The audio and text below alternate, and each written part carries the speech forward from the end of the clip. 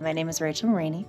I'm originally from Ocean Grove, New Jersey. We grew up Catholic, and my family definitely went to church. Like most Sundays we tried, but if something more important was happening, we would do that. And I never really discovered a relationship with Jesus until sophomore year of high school. We had a big house fire. We actually lost our whole family home. So I remember the youth group leader in the town reached out to me and just I remember her coming over the day after the fire and just taking my phone and answered all the texts for me, brought me magazines just to take my mind off it. And I just didn't understand this kind of kindness. So then when she invited me to youth group, of course I was gonna go. It was a relationship with her and with my youth group, but then it totally became this relationship with Jesus where I just realized what love should look like.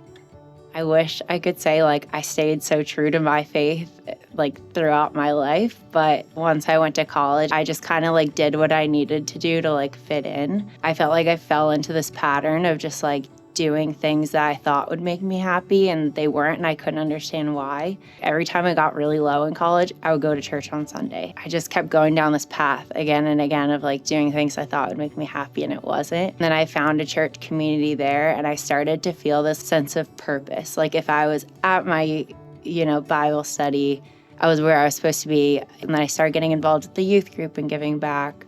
And it was just this way for me to grow my faith.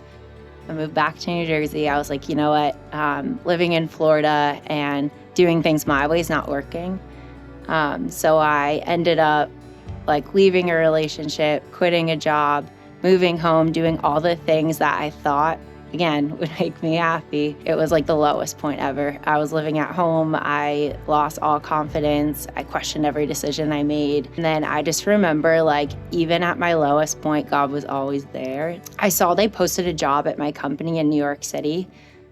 From the time I was young, said I'm never moving to New York. This is not for me. But something was just nudging me, apply, just apply. And this is the first decision. I just let it be me and God. I remember going on a walk when I was offered the role and I was what do you want me to do? And I just remember so clearly the only right answer felt to accept.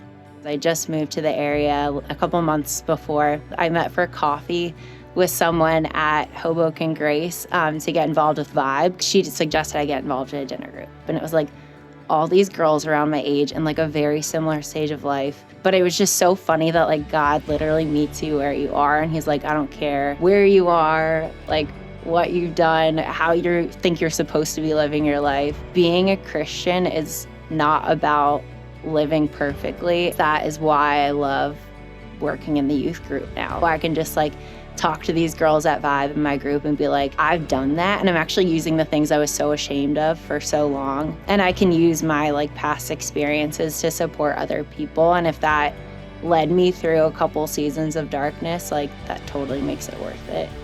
Redeeming my story is definitely the way that God is working right now, showing me everything happened. And yes, I let a lot of these things happen with the choices I made, but a lot of them were out of my control too. And I think he's just redeeming everything in a way that was beyond anything I ever expected. I don't even care how he's working. I'm just ready to see what he does. For the first time in a while, I'm not making plans and I'm just seeing where it leads, because I know when he's in control, it's a million times better than what I could have done.